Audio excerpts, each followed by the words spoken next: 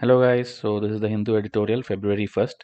So many days editorials were pending and somehow we have reached till February. January, all the pending things have completed. Now February is also, we'll quickly do it. So this week we can be on track. So please see to it that you're watching every day because we are asking daily quiz questions also, which if you are able to answer, that means your preparation is on right track. And you can connect with me in Instagram also. There are also a lot of motivational things, MCQs and many things we are posting. And for the 2022 test series, if you are very serious and you feel like next 120 days you have to even start from scratch or maybe revise everything what you've already done, this package will definitely help you and you are going to clear it easily. Okay, because 120 days you can go through important textbooks like Polity, R. S. Sharma, Satish Chandra, Spectrum, NCRTs, everything can be done. Okay, a perfect timetable will be given to you and test will be given to you in every week or 2 weeks, and then you can study all these things and then successfully finish the prelims at least. Okay, after that we can take up the mains because now it's not a time where you can start mains. So you have to WhatsApp me and you will get the details. So first we'll see the agenda. What are the articles? Only 2 to 3 articles are important today, but they are very lengthy articles. This first one, if you see this, Air India is now under Tata, and they are going to go into more flights and transport and all. But because of the COVID and new restrictions and all which we have, there is something which we call air transport bubbles arrangement. So Air India also cannot have too many overseas flights or too many things and suddenly become hugely profitable and all these things. Okay, so that is being told here that we have a lot of bilateral arrangement and many things. So that is now temporary thing. So you cannot launch too many flights now. So about that discussion. That's all. It's not otherwise important for your exam. This one, this Nadal, this tennis. Okay, Grand Slam. He became the first one to have 21 Grand Slams. So Grand Slam means that other 3-4 types of tennis tournaments are there. So he has got all the he's the leading one now. Okay, 21 Grand Slams. So that is a big achievement, and so it's spreading over social media. So it's a sports related article, not important for you. Now this one, if you see children vaccination, some people are telling it should be done, some people are telling it should not be done. So that discussion. Okay, again there is no outcome of this. We just have to wait and see. Like whenever government opens the vaccination, that age children can go and get it. Now like above 15 years people are getting it. So like that it will come in the process. There is no other learning from here. Okay. Now this one, if you see Tamil Nadu governor versus state. So in many states, governor versus state things are going on, and we have discussed multiple times in multiple articles. So there is nothing new here. Here, 3 language policy we have in India, we follow. Like English is the language which is like mostly spoken across the world. So it will be helpful for you in global communication. So people teach you English. Okay. Then you have to learn your regional language because in your region you have to know. Same like that in India, more than 50% of the population or majority of the states are speaking Hindi. So 3 language policy we have. So we have English for global thing, Hindi for the national thing, and then we have a regional language. This is how majority of the states are being followed. But in Tamil Nadu, since decades, the government is not supporting that. Okay, they don't want Hindi to be taught. They prefer that like if somebody comes to their state, they should speak the Tamil language. So it's their personal thing. So I don't want to comment on it, but I feel like there is nothing wrong in learning the third language also. Nobody is telling like ban Tamil or something. They are just telling teach the third language also. So that I don't know what is the problem, but that still it's going on since decades, and it will never have a solution also. Okay, so that discussion is going on. So next one, if you see, this is the vegetables pricing. Okay, tomato and onion and all price graph they are showing like because it's fluctuating. It's sometimes going very high, sometimes going very low. You also would have noticed if you are yourself purchasing things and all. So that graphs representation they have shown. Okay. Then if you see, these are the 3 articles you have to discuss. One is pending court cases. So they are just showing examples of 4-5 cases which are pending since long time. The case names I'll tell you. And this is a little detailed article about unemployment statistics. So for economics, it's important. I'll tell you some statistics also. I'll tell you some definitions also, like what is worker participation rate, what is unemployment rate, what is labor participation rate. There are many definitions which you have to know. Then this is Russia's article, a very detailed one. We have been discussing Russia versus NATO or Russia versus USA since many days. And this is little summary or the compiled version of all the issues which are going on. Then what is NATO stand, what is other European countries like France, Germany, their stand, so and all the things, that total comparison. So it's a little lengthy, 6-7 slides will be there, but I have highlighted and underlined everything, so it will be easy for you to understand. Okay, if you yourself read it, it may take a little time to grasp it. So these 3 green color articles is what we will discuss. So again, if you are looking for becoming a topper, please see to it that we are able to provide you that coaching which you need. Okay, we are trying to give everything for free. We are only asking you to subscribe the channel, but still people don't do that. Okay, please don't hesitate. We are not asking for any payment till now, as of now. Okay, but if your support is not there, we'll be forced to be like other coaching institutes where we launch our app or then put everything on a paid platform, and only those limited people will get it. Now it's like open to everyone. Okay, in English and Hindi we are doing, and in Vysh courses channel also there are many videos which are UPSC oriented. So please see to that you're subscribing both the channels and watching it every day. And if you are a beginner, okay, like, or suppose not a beginner, but still you are not clear of UPSC, okay, because even now I know after 1 year of preparation, some students ask like, sir, how to write an answer, sir, how to make notes, sir, which current affair to read. If you are asking this after 7-8 months of preparation, especially when now UPSC notifications open, that means your foundation is not clear. You don't know the basics. You don't know which books to study. You don't know how to set up the study timetable, how to set up your study room. You don't know why you are different from other aspirants, or what is a serious aspirant, how do they study, what is topper strategy. These are called basics. These are called foundation. Okay. And in English language, I have already made it last year, and it's universal, meaning in the coming years, anybody can watch it. Okay. I've made it in a generic way. So there, more than 20-30 videos are there in one single playlist in English medium. And now, because more and more Hindi medium students are coming to our channel, our team members are doing that also. Okay, like what is the UPSC civil service exam, how to begin UPSC preparation, the complete syllabus breakdown, the book list that was specific for Hindi medium, then preparation strategy, then what are the mistakes which aspirants do, and 1 year timetable free of cost. Everything is being given free in English and Hindi. So please WhatsApp me, ask for this. Okay, you come and ask me, give me foundation videos, I'll give you the links. So sit and watch this. If you don't watch this, you are not even ready to open a textbook. You cannot tell like I read Spectrum 3 times if you don't know these basics. Okay, there's no point studying Spectrum or Lakshmikant if you don't know the basics. So please see to that foundation is asked to us and you are getting it. Okay. Now the first article, court cases pending. So once there was a lawyer of America who told like US Supreme Court is like a lighthouse. Okay, like with the rays of justice and liberty lighting up the troubled surface of water, meaning finding solution to all the problems which people face. And this will apply to Indian context as well. That is what an Indian Supreme Court judge is telling by quoting this person. Okay, so in the 73rd year of our republic, we know the nationalism is rising, the majoritarianism is rising. So many such things are there. But Supreme Court has always done a very good job and have been giving lot of far-reaching consequence kind of judgments. Okay, it's like right to privacy was made a fundamental right. Then this consensual sexual conduct between adults of the same sex, that is also now legal. Recognized third transgender person as the third gender, outlawed triple talaq. So many things are there. So they are like the Republican values. They are keeping it up. Okay, the liberty, the equality, all these are being made concrete in our constitution. Okay, whatever is mentioned in the ideals that are coming into implementation through these excellent judgments. Okay, but there are several other black marks also on the Supreme Court's track record. Okay, so this Vidhi Center for Legal Policy has developed an excellent comprehensive tracker. Okay, meaning they're checking like how many pending cases are there before the 5-judge bench or a 7-judge bench, 9-judge, like that. They have categorized it and they have made a big tracker. Okay, so 25 main cases pending before the 5-judge constitution, 5 cases each before the 7 and 9. These numbers are not important, but like this, they have split it. So the cases relate to significant constitutional and other legal matters. Okay, so they are telling like there are many main cases and there are more than 500 connected cases. Meaning if you solve the main case, then most of the connected case also will get solved. Okay, so you have to address them.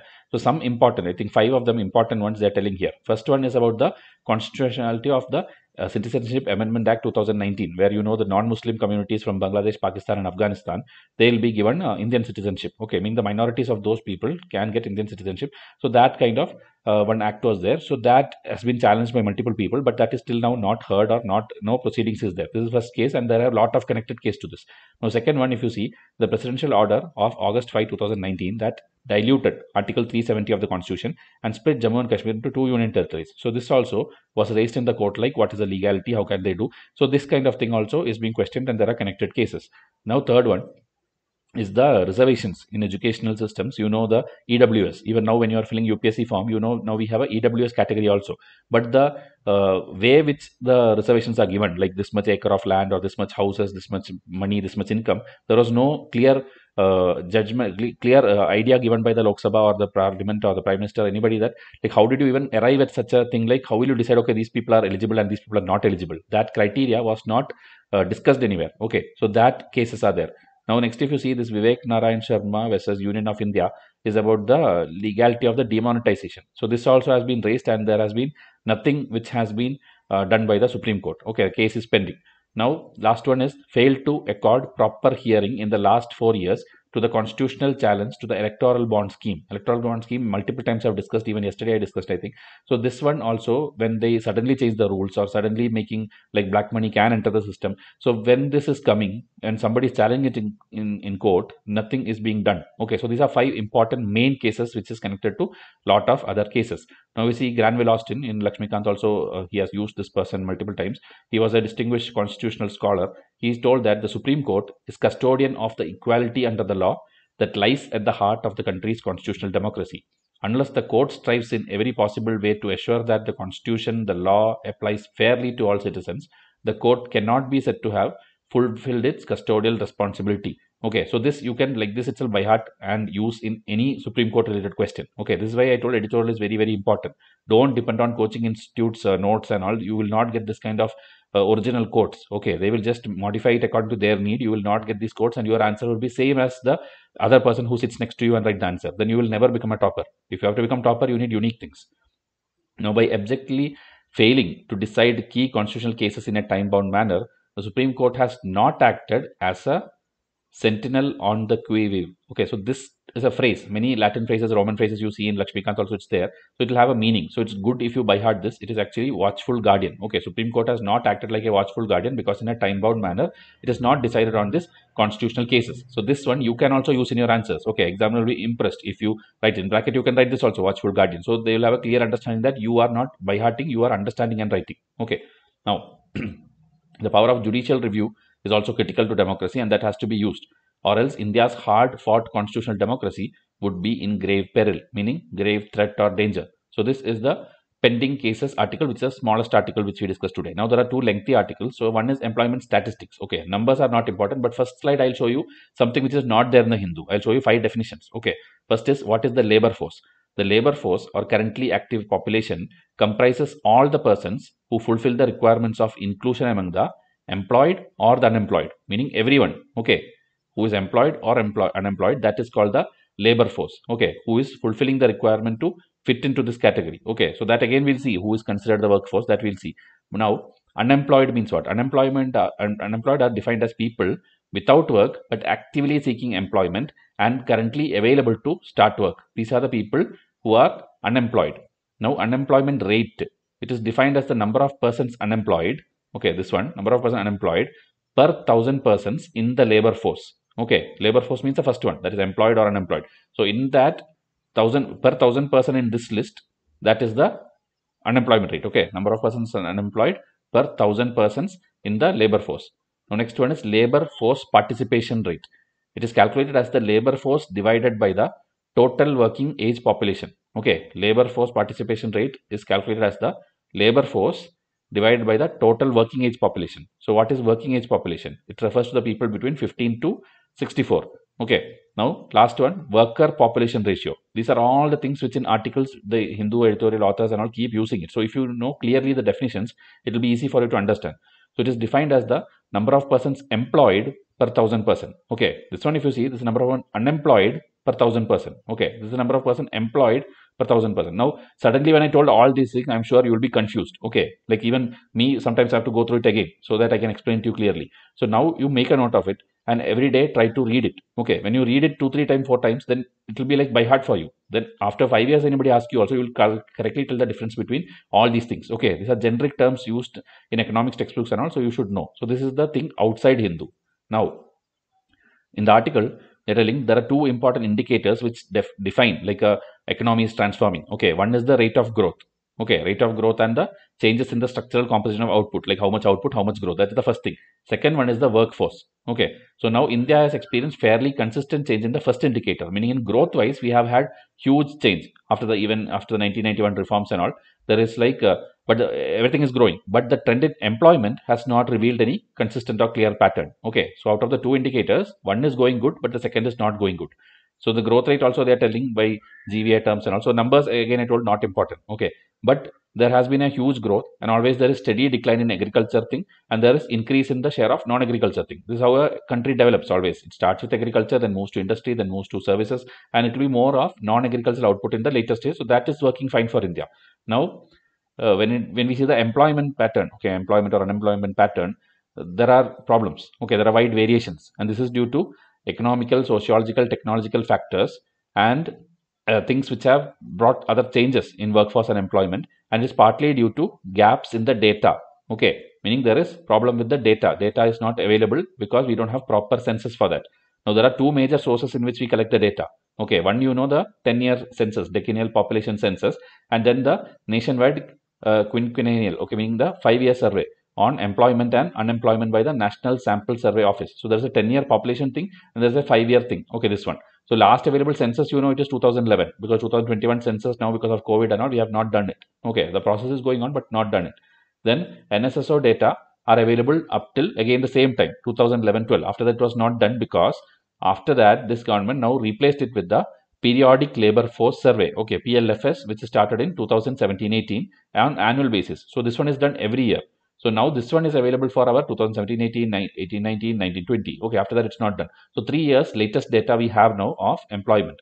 Now both the things, the approach is different. Okay, different sampling framework, different analytical approach, everything is same. Okay. Now, the time series data on employment and unemployment available from NSS survey are not comparable with PLSF data. Okay, because I told there is no methodology similarity. It's all different. So you cannot compare that data with this data and tell like, okay, we have improved or we have decreased. Okay, so it cannot be used as a proper comparison. Okay, now PLSFS data cannot be used to infer an underlying trend, as they are available only for 3 years. They can be used to reveal the effect of various policy and development. Okay, I mean, you cannot tell a proper trend, but you can tell like whether the new policies and developments have actually helped the employment, meaning this present government, whether they have made any change with the employment statistics. So now this data shows that there is an increase in worker to population ratio. Okay, definition I told you first. So number of employed people. Okay, worker to population ratio, there is an increase from 34.7%. It has increased to 38.2%. Okay, then there is a reversal of previous trend, which shows a decline in WPR after 2004. Okay, so the trend is actually now reversed. That is, it is increasing. The worker population rate is increasing. Now, employment has increased at a much faster rate than growth in population. The increase in WPR has been reported in rural and urban population, and also in the male and female population. Everywhere WPR has increased. The increase in WPR is even more significant as it occurs in the midst of an increase in labor force participation rate. Okay, so when that increases, this also increases. Now, it is interesting to note that the data from PLF survey do not support the assertion that women are going out of the workforce. Okay, because many people tell like women are going out of workforce, they are not getting jobs, but this data is showing the opposite one. Okay, female WPR ratio increased from 17.5% to 24%, and it shows an annual increase of 17% of women workers. The gap between the male and female, this thing is also going down, meaning female are getting more into jobs now. If you see rural areas also, urban areas also, there are people coming into forefront. They are working now. Okay, it's not only the husband which works, the woman is also working. Now, as against 100 male workers, there were 32 female workers in 2017-18. Now it is increased to 40. Okay, so even though it's not very huge, but it has increased. Women constituted 24% of the workforce in 2017-18, and now it is 28%. Okay, so there also a marginal increase have happened. Now, employment rate in the female labor force in rural area, unemployment rate, okay, is far lower than the male labor force. That means in rural areas, the women are working more. Okay, unemployment rate in the female labor force in rural area is far lower than the male labor force. Male is facing more unemployment problem, but it is the opposite in urban areas. Okay, so in urban areas, it's more the male working and the female is lesser, but in rural areas, the female is working more. It is despite the fact that female labor participation rate in rural India is 33% higher than the rate in urban areas. So this is the reason why they are telling why rural areas have more women working, because there is less gender discrimination in informal jobs which dominate rural area. In rural area, agriculture kind of thing or Mandrega kind of thing. So there, women, men both go and do the work. Okay, there is no much discrimination there. So that is why than the formal sector which dominates the urban area, there is a more women trend. Okay. Now again, number of jobs increased at a faster rate than the increase in the number of job seekers. So that also has increased. But despite this, the number of unemployed person has increased, mainly because of an increase in the number of job seekers. Because now more and more people are getting educated, more and more people are coming to the forefront, and there are people who are looking for things. So job seekers have increased. So that is why number of people looking for job has increased and unemployment rate looks bigger. Now, 45.6% of the workers in India are engaged in agriculture and allied activity, 30.8% in services, and 23% in industry. This is the current trend. Okay, but actually industries will go up now after this Make in India and the PLI scheme, the all the things which we have, Atmanirbhar Bharat, everything. The industry sector is going to grow. Okay, because that is what we were missing. Like China and all in the 80s, 90s, they worked too much on that manufacturing sector, but India did not do. So now hopefully we'll get back on track. Now there is no increase in the share of industry and services in total employment. Okay, till 2020. The labor shift out of agriculture is not happening. 56.4 million new jobs were created.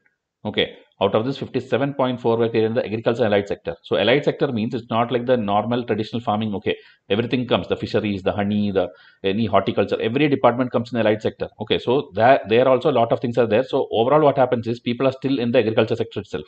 Okay, but in maybe little modernized type of jobs.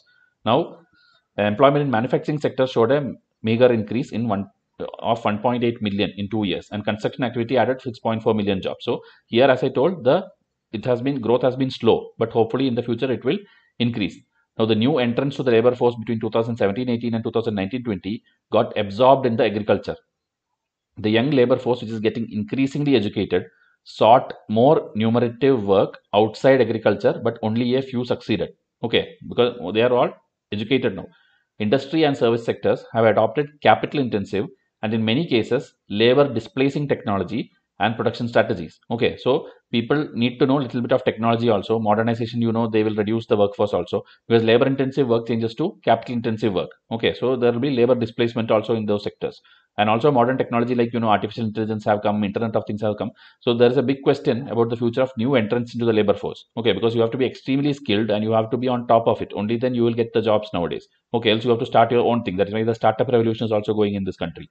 Okay, now this puts a serious question mark on the relevance of conventional mode of economic growth. Okay, like should we rethink our strategy of striving for an industry-led growth model and explore a more relevant agriculture thing? Okay, this is what we have a problem now, whether we should do the old conventional method where we have more workforce, more men doing industry job and workforce job and all, or we should be going to the more technology kind of thing. So that is always a dilemma in every economy. Okay, there is also an urgent need to generate much more employment in the manufacturing and service sector. This should include, so there are many things which have to change, like changes in labor laws discourage industry to adopt labor intensive production, employment linked productive incentives, special assistance for labor intensive economic activities. So there are things which has to be done so that labor is always needed, always in demand. Okay, so these are just suggestions by authors. So this is how the employment statistics article is there, and I'm sure one more article will come in the coming week, so that time I'll discuss again. Okay, now this is about the Russia versus NATO thing. First thing you see this map, if you see this blue color is all NATO, meaning NATO means the North Atlantic Treaty Organization. USA is going and making relationship with everyone. So that went on increasing, and when it reached near Russia, Russia did not like it. Okay, if you see Russia now has only this Belarus and then Ukraine, they have actually annexed it. Okay, most of it. So that is why they are now, and Armenia is also a friend of them. Okay, so this you have to understand. This map has to be by heart for you. You should never confuse like Belarus, Ukraine, Armenia is on that side. You should know that this is in Russia side as of now at least. Okay, but others are in USA. So this is why the fight is going on. And there's another word you will see in this full article, Organization for Security and Cooperation in India, that is OSCE. Okay, this is the world's largest security-oriented intergovernmental organization with observer status at the United Nations. Its mandate includes issues such as arms control, promotion of human rights, freedom of the press, and fair election. And see, 1975 onwards it is there, and this is headquartered in Helsinki, Finland. Okay, Helsinki, Finland. So you should know, okay, which countries are where is Finland, where is all these things. You should try to understand. So this is the just a start for the article. Now if you see, in January, many meetings happened. Okay, the USA Deputy Secretary, the Russian Foreign Minister, like they first shifted to Brussels. There they had discussion. NATO Russia Council meeting was there. Then the, as I told, this OSCE. Okay, that meeting was there in Vienna, where it has 57 members. So like this, everybody are meeting and discussing because of the US Russia conflict now. Okay, an immediate provocation. There is like presence of 1 lakh Russian forces which they have parked near the Russia Ukraine border. And that is why the all concerns started. They were fearing like Russia will go and annex the complete Ukraine. Okay, so diplomacy meeting is there through phone calls and all these things are happening. And the Ukraine situation remains tense. Okay, in 2008 actually, there was this Bucharest NATO summit declaration. They were offering the NATO membership. Okay, for Georgia and Ukraine. So this is when Russia decided to pick up the gauntlet means get ready for the fight. Okay, like a metallic glove. It's like getting ready for the fight. So Russia understood that these people are reached till our neighborhood, so we have to stop it. Okay, so now what Russia did is Russia went and took over some places. Okay, they are in the intervened, taking over the Georgian provinces of South Ossetia and this Abkhazia. Okay, this if match the following comes, you should know these are Georgia things, and now Russia has taken over it. Okay, so because they were being offered the NATO membership. Now, protest mounted in 2013 against Ukrainian president. Okay, because he was pro-Russian. So that is when the Russia understood that okay, our leader is like being like protest is going on against him. So they went and annexed Crimea. Okay, but then they told like okay, we had done a referendum and we have got maximum vote. They wanted to come with Russia like that. They made up a thing, and 2014 this problem happened. This is when even the G8 group throw away Russia out of it, and it became G7. Now, if you know, there is no G8, there is only G7 countries. Okay, so this is the story. Now, for the last 7 years, this eastern provinces of this Luhansk and Donetsk have seen pro-Russian militias fighting the Ukrainian forces in a civil war that has claimed over 10,000 lives. Okay, meaning there are people who are pro-Russia now, the provinces, and they are fighting within Ukraine. Okay, so Ukraine forces one side and Russia's allies are in one side, and they are fighting, and their people are dying. Okay, so troubles are multiplying also. Like this in Belarus also, some president there was a problem. Okay, like because it's close to Russian border. Again, protests were going on against him because he was pro-Russia and all. So there also Russia had to intervene. So every place which is near to Russia is having this problem.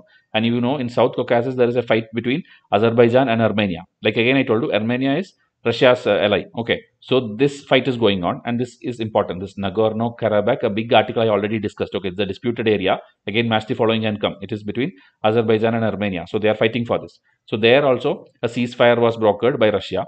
Then if you see Turkey, Turkey has been supporting whom? Turkey has been supporting Azerbaijan. Okay, but parallelly, Turkey will also this thing be against that also. I'll show you here. Enable Azerbaijan to gain the upper hand. Then in Ukraine too, Turkey has sold drones, meaning whoever is Russia's, you can tell enemy kind of thing. Ukraine, Azerbaijan, there and all, Turkey is supplying things.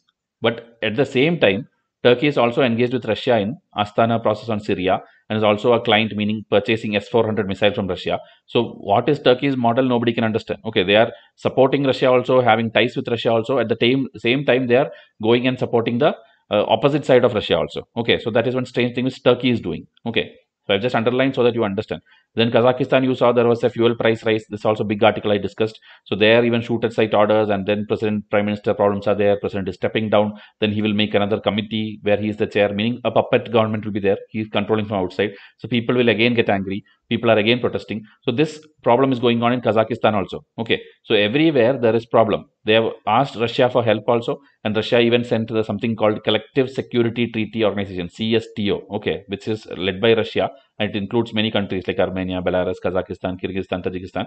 These things are Russian led, and they have sent a 4,000 strong military contingent there. Okay, in Kazakhstan. So if you see every country there, Russia is involved in one way or the other. I have showed you a summary of all the articles which we already discussed. Okay, and all these were former Soviet territories also. You should know USSR was there. Then it later broke in 1991 into Russia and many other countries. So that is why Russia believe that these are countries which doesn't have a proper leadership. There is proper ownership is not there. They don't believe in recognizing them as separate countries or independent countries. Okay, they still see it as territories that lack ownership. Okay, now President Biden and Putin both are trying to rewrite history, meaning USA what they want to go like the pre-1990s where it's unipolar, meaning Russia was, sorry, USA was kind of controlling everything. Okay, they were the winners and they were the successful in everything. Okay, even space missions, everything they competed with Russia, and they were always trying to be one step ahead. So they want to become that. And Russia also, they are trying to engage through different peace programs and partnership and all, but parallelly they are offering NATO membership to everyone. Okay, so that problem is going on. Now Putin thinks differently. Okay, the breakup of the USSR he sees as it's the biggest tragedy of the 20th century. Okay, and has called the eastward expansion of NATO that added 14 new Baltic and Central and Eastern European as existential threat. Okay, meaning it's a threat to their existence. These people are going eastwards, they are going on expanding, so that they don't like it. 2007, when there was a Munich security conference, Putin raised the issue of security guarantees for Russia. Okay, this is the first time when Russia raised a concern. So he also described the protest movement, color revolutions in the former Soviet republics as Western attempts at bringing about regime change. Meaning, I told you there are pro-Russian leaders or prime ministers there, but suddenly you see people are protesting against that leader. So he is telling it's all USA-sponsored protest. Okay, he seeks to push back NATO and restore Russian stature and influence to what USSR enjoyed during the bipolar era. Okay, so this is trying for unipolar and he is trying for bipolar, meaning both of them should be powerful. Okay, so Russia had presented two parallel drafts on security guarantee with the USA and the NATO. Okay, so in that draft, he is telling prohibition on any further NATO expansion, removal of all US nuclear weapons from Europe, US troops to be restricted to NATO territory prior to the expansion as in 1997, meaning NATO membership should be withdrawn for all the countries who got after 97. These are the demands which is there in the draft on security guarantees which the Russia has put forward. Okay, so these would have curtailed US naval vessels from the Black Sea, Barents Sea in the north, and this Okhotsk Sea in the west, in the east. Okay, go and see in the map where are these places. These demands were dismissed by the US as non-starters. Obviously, they are not going to accept all these things. Okay, so Russia had no intention to invade Ukraine. That's what they are declaring. Okay, Ukraine must never, ever join. Okay, never join the NATO and want of military and technical consequences. Meaning, if you are trying to give Ukraine also membership, then we will have military kind of operation. We will annex it. NATO's open door policy was non-negotiable, and economic and trade sanctions if Russia intervene in Ukraine. So both are challenging each other. They are not ready to listen to anyone, and they are challenging each other. Okay, the talks in Geneva, Brussels, Vienna, which I told in the starting, ended in stalemate, meaning there is no further move, there is no conclusion, and brinkmanship, meaning both are trying to get an advantageous position. Then this is going to continue. Okay. So 70 Ukraine government sites were subjected to cyber attack recently, and in that it is like there is a message like be afraid and expect the worst. Okay, so this also they are not telling like Russia has done this. Russia is hacking our systems and doing all this. Okay, so Russia has pre-positioned special forces and operatives to undertake false flag operations in Eastern Europe. So many like USA, Ukraine, everybody are telling like Russia is doing lot of things parallelly and they are trying to capture our country. Okay. Now, Mr. Biden said he expects Mr. Putin to make a move in February. Okay, so in February now they are expecting that something worse is going to happen. US President Donald Trump, okay, Donald Trump and this French President, both of them that time had called NATO as brain dead. Okay, meaning US is also telling lot of money we are wasting on NATO. It's not at all required. Nobody is going to help in real times and all. So that Trump was against it. But now after Joe Biden came, he is like already messed up with the withdrawal from Afghanistan and all, and people's trust is going away. Okay, like the NATO members, they are thinking like, what if USA promise everything, get us membership, everything, but later when problems comes, what if USA military runs away? Okay, so they are doubting the long-term US commitment in NATO. Okay, now the France also recalled its ambassador, and the problems are going on because there is something called AUK-US, Australia, UK, US, a trilateral security pact was signed, and this France did not like. Okay, so France also was having problems with USA, and everyone is losing confidence in USA. Okay, so fewer and fewer NATO candidates were ready to host US nuclear weapons also. So there is problems. Okay, now 2008 declaration about expanding NATO to include Georgia and Ukraine was seen as a rash promise that NATO was keen to forget. Okay, now but Russia's actions in Ukraine have revived NATO. When Russia is doing, when some opposite bigger power comes only, everyone will think, okay, it's better to go and again tie up with USA. Okay, so now NATO is slowly reviving under Joe Biden, and US focus on this China and Indo-Pacific, because USA, they are always trying Indo-Pacific, Malabar exercise and South China Sea, all things are going on. That is the time when Russia is trying to exploit. Okay, USA is busy with all these things and fighting with China. So let me go and capture all the other places which is there near us. Okay, that's what they are thinking. So Biden cannot afford to ignore Europe even when they are looking at China. So shifting US focus away from China cannot be in Russia's interest. Russia more dependent economically on China because there are things like Nord Stream 2 gas pipeline. Okay, this goes to the Russia to Germany under the Baltic Sea. Okay, I'll show you the map also. Russia to Germany, there is a gas pipeline also which remains frozen and sanctions isolated from European markets. So there are things where because of which Russia depends on China. Okay. So ultimately, a war in Ukraine is something that neither Russia nor the USS want. Okay, but they should see to that it doesn't escalate.